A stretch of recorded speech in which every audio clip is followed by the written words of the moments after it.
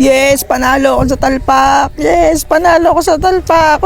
Boss, balita ako meron daw labor dun sa site natin na nag-collapse ah. Katatawag lang sa akin ng safety. Anong sabi mo? Nag-collapse? Tangina pre, tignan mo pre kung humihinga pa. Sa tingin ko, isang bulate na lang ang pipirma dito. Napakatao kasi sa Cobra. Isama na lang kaya natin to sa buhos. Ha? Kung isasama natin to sa buhos, baka hanapin to yung foreman.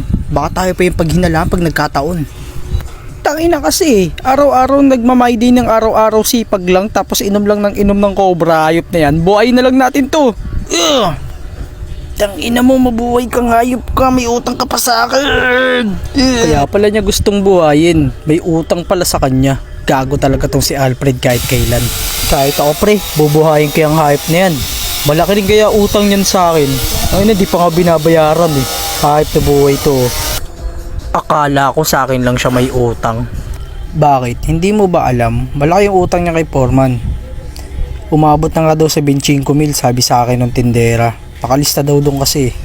Anong sabi niya? Ang laki ng utang ni Eugene. Paano ko to masisingil? Isama na lang kaya namin sa buhos to ni Vincent. Dalawa sila pampatigas ng poste para di makita ni Foreman.